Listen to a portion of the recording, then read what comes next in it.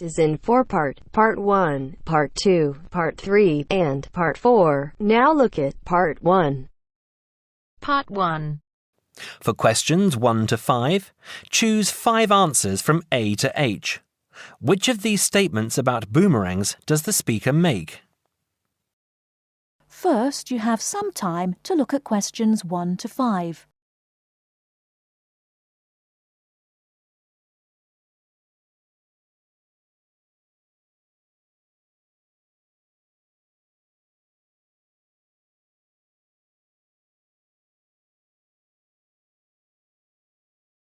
Now we shall begin.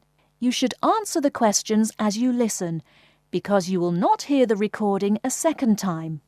Listen carefully and answer questions 1 to 5.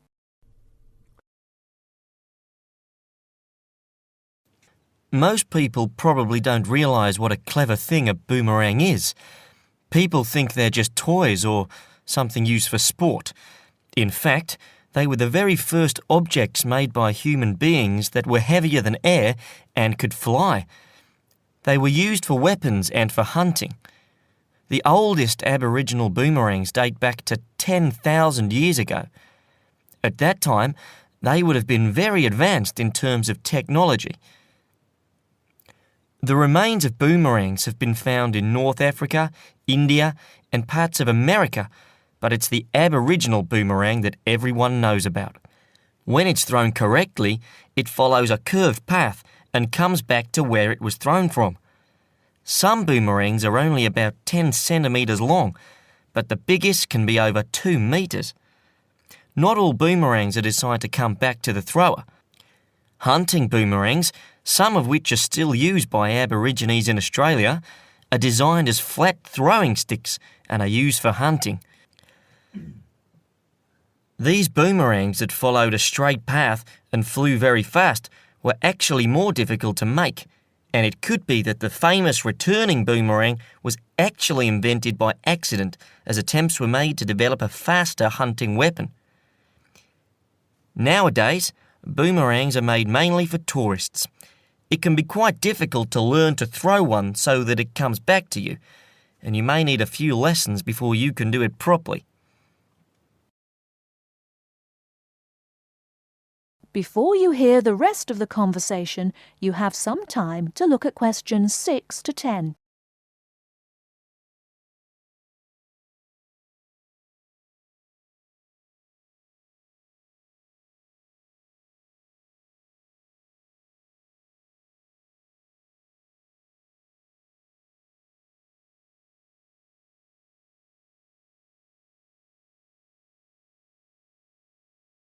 Now listen and answer questions 6 to 10. Of course, it's not really clear who exactly invented the television. A number of different scientists and inventors were working on similar projects at the same time. But a man from my country, John Logie Baird, is the man who created the first working television system. He first demonstrated his invention to the public in 1925. At one of London's most famous department stores, Logie Baird demonstrated how silhouette images could be seen to move on a screen. In 1926, he demonstrated his invention again, this time at his laboratory to the Royal Institute and to reporters from the Times newspaper. The quality of the projected image had improved greatly, and the event is considered to be the first real demonstration of a television system. In 1928, Logie Baird developed his invention and demonstrated the first transmission in colour. That is the end of Part 1. You now have half a minute to check your answers.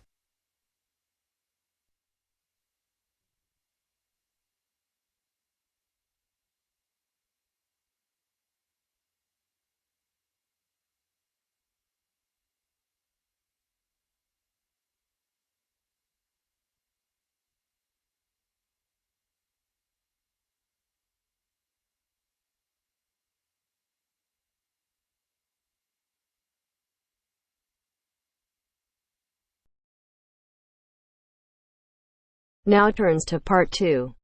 Part 2. You are going to hear a conversation between an interviewer and a professor. First, you have some time to look at questions 11 to 16.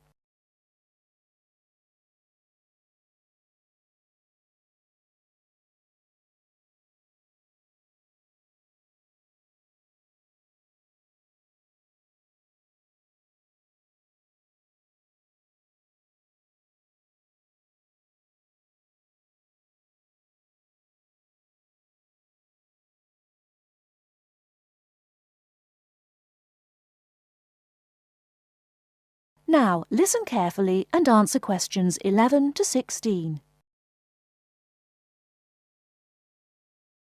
Today I'm here with Professor Nittick, who is our new university president. He has been a professor for 20 years and teaches many of the best classes on campus. I know many of you have had him as a teacher and know of his brilliance. Good morning, Professor Nittick. Thank you for stopping by the student station. Thank you for having me here. It is always great to get to meet many of the students who are involved with our school. I haven't been here since 2 years ago. Yes, I remember at that time you were still teaching every semester. 2 years later, you're only teaching every once in a while. But it seems like you are still always busy. The administration world is just as busy as the teaching world for you. How do you stay in touch with the university, even with the change in your everyday duties? I try to stay in touch with what is popular with the university students. I usually spend time with as many students as I can. They usually give me insight into what the new concerns and beliefs are for the new generation. On top of that, I try to be as youthful as I can. I consider myself to be youthful, at least for my age. So I always have a good time and try to stay young. I try my best to not just be a teacher, but also participate in university life. Interesting. So, are you still doing lots of academic work, or are you mostly concentrating on administrative affairs? Well, I mostly do administrative affairs now, but that doesn't mean that I still don't have a very deep interest in academic matters. I often visit other campuses around the world and meet other professors in my field. I learn the most by travelling and seeing the different places of the world and the different fields of thought. I even did a television programme last month in Manchester. Will you be on television any time soon then? Well, you can call the television station and see if I will be on television any time soon. Maybe I will be on the news report. I don't think it is really that significant, though. Oh, really? That sounds great. I will remember to look out for you. Let's move on. With all your busy travelling recently, how do you find time for your personal life? I try to keep my university life separate from my personal life. Sometimes it's hard to find time to just take my wife and 3 kids out for a family dinner, but usually we all manage to get together every few days. I'm taking a few weeks off next month to take my family down to South America, to Brazil for a few days. I can't wait to just sit on the beach. Wow, that sounds like a wonderful trip. Professor Nittick, could you tell the audience a little about what goes on in an average day of a university administrator? An average day? Oh, I don't think there is such thing as an average day for me. The last few weeks I've been travelling all the time. I can be in Los Angeles in the morning and in New York by the afternoon and back to Los Angeles by the evening. Sometimes I will spend the whole week at a new university, showing the new administrators the ins and outs of running a university. Sometimes I can spend the whole day in the office on the phone, so there really is no average day for me. I guess that is because I do so many different tasks. Sorry to let all the viewers down, but that is the plain truth. Before you hear the rest of the talk, you have some time to look at questions 17 to 20.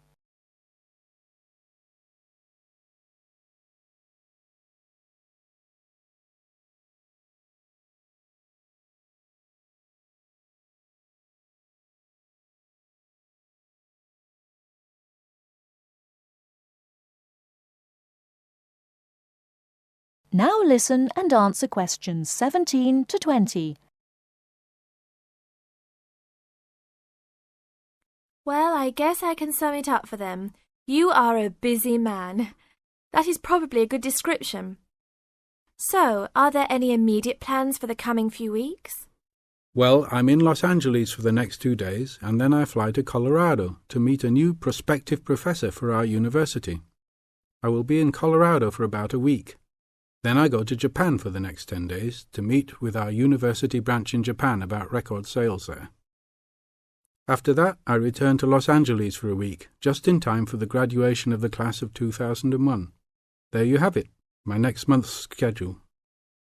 Thank you very much, Professor Nittick. I always enjoy having you on our show. We hope to have you back on our show next time.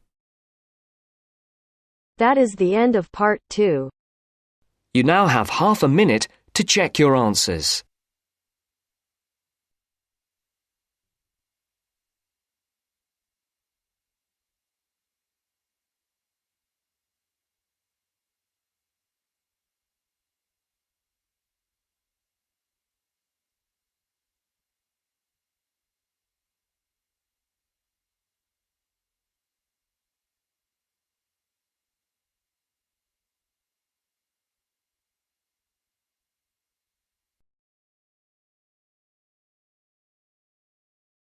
Now turns to part 3. Part 3. You'll hear a conversation between the tutor and 2 students about the presentation. First, you have some time to look at questions 21 to 26.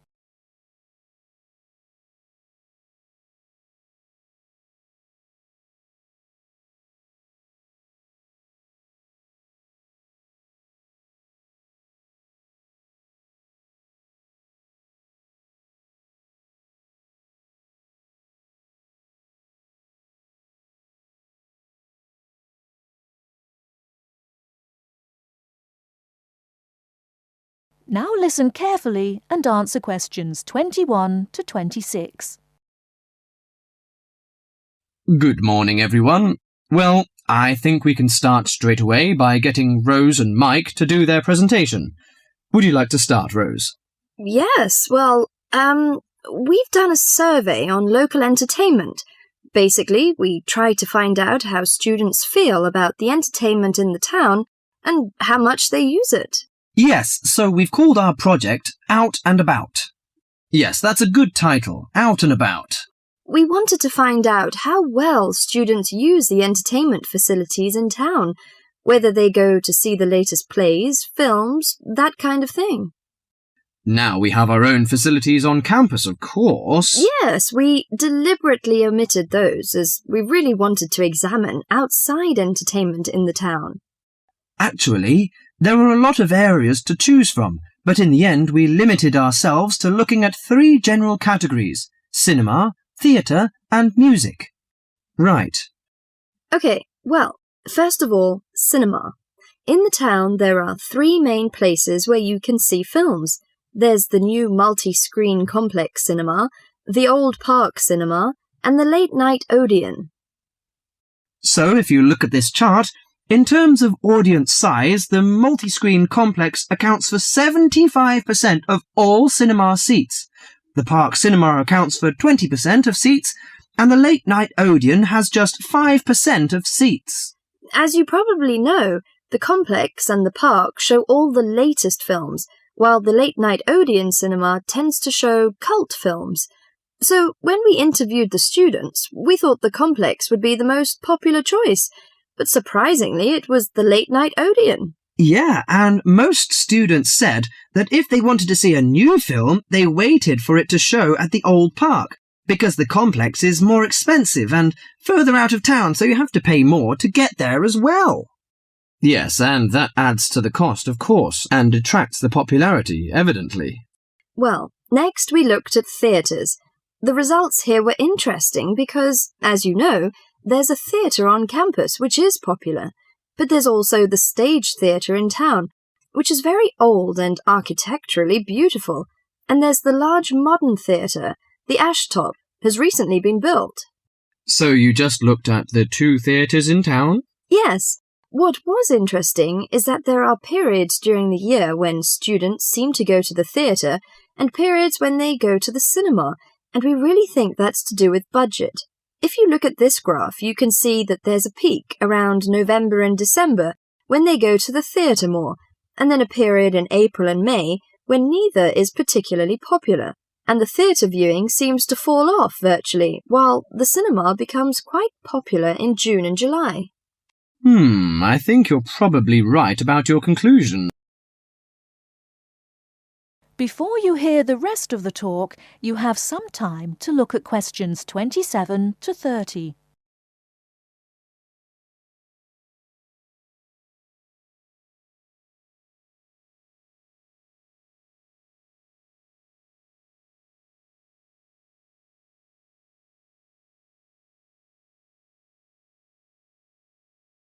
Now listen and answer questions 27 to 30. Well, lastly we looked at music, and this time we were really investigating the sort of small music clubs that offer things like folk or specialise in local bands. So not musicals as such. That's right. We looked at 3 small music venues and we examined the quality of the entertainment and venue and gave a ranking for these. A cross, meaning that the quality was poor, a tick meaning it was okay, and 2 ticks for excellent. First of all, the Blues Club, which obviously specialises in blues music. This was a pretty small place and the seating was minimal, so we didn't give that a very good rating. No, we don't recommend that one really. Then the Sunrise, which plays a lot of South American music, was a big place, very lively, good performers, so 2 ticks for that one. The Pier Hotel is a folk venue, a good place for local and up-and-coming folk artists to play. Not the best of venues, as it's in a basement and a bit dark, but the quality of the entertainment was reasonable, and the lighting was very warm, so we felt it deserved an average rating. Finally, there's the Bald Rock Cafe, which features big rock bands and is pretty popular with students, and we enjoyed ourselves there as well, so total marks for that one. And then did you get any information from the students as to which of the clubs they preferred? That is the end of part 3. You now have half a minute to check your answers.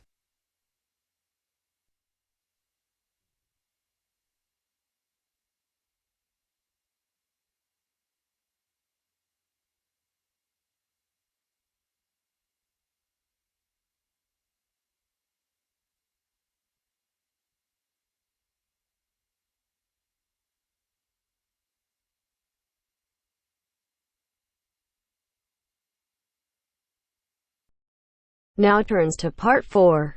Part 4. You will hear a local radio program giving information about jobs that are available in the area. First, you have some time to look at questions 31 to 40.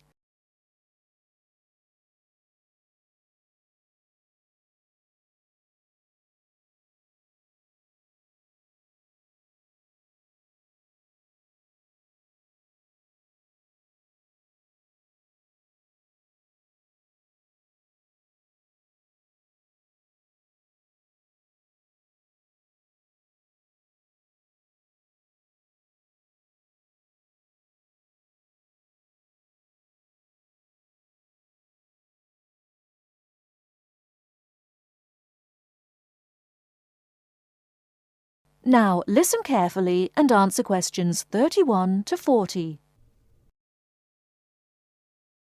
Mandy. Good morning, Mandy. What's up in the employment world this morning? Well, Simon, this morning I have 5 jobs that have come in, and the first is for a dental assistant. That's located in Tunbridge, and it's 2.5 days a week, Tuesdays, Thursdays and Saturday mornings. You've got to be at least 25, and the salary is £2,080 per annum, and you've got to be experienced. The second opening is for a florist, and this is according to experience as to wage, and the age is open. The job is in Tunbridge Wells, and the hours are from 9 to 6 Monday to Saturday, and because you're working Saturday, you get a day off in the week. Now, as that's a florist, you must be very experienced in all aspects of floristry and capable of working to a very high standard. Previous managerial experience is an advantage, as this job has actually got nice prospects, because there's a possibility of management for the right applicant. So there's one for someone who's going places. What's next, Mandy? Next job then, Simon, is an evening job, and it's for a cleaner. The wage is £25 per week and the age is 30 plus. Hours for this, as it's an evening job, 6 to 8:30 Monday to Friday. So that's a nice job for someone who wants to do something in the evening, Simon. They must be fully experienced as an office cleaner, hoovering, dusting and polishing, etc. And where's that one based? Oh yes, that one's in Tunbridge. The fourth job we've got lined up is for general catering assistant, based in Paddock Wood. The wage is £48.40 plus full board, so that's full board and it's £48.40. The age is 18 plus and there are alternate shifts on this job.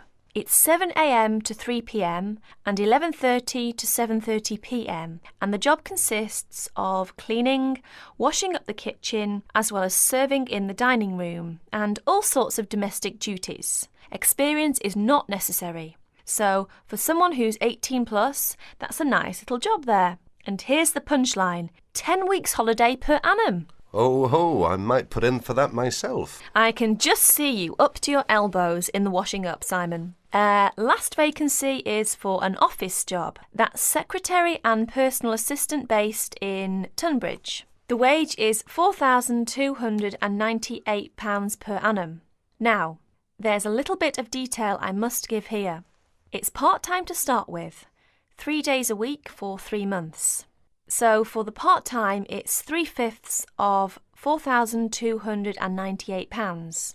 And then after 3 months, it goes to a full-time job, 9 to 5. That's for someone 21 plus.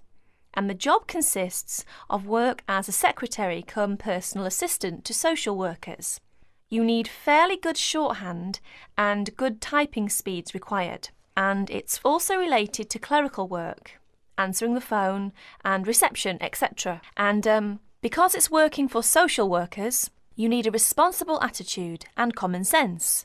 So if you're interested in any of these jobs, get in touch with Tunbridge Job Centre on Tunbridge 55499 and ask for extension 30. And that's it, Simon. Thank you very much indeed, Mandy. By the way, that's your day's work done. You can just sit back now and do absolutely nothing. Wouldn't that be nice, Simon? Haha, if only I could. That is the end of section 3. That is the end of part 4. You now have half a minute to check your answers.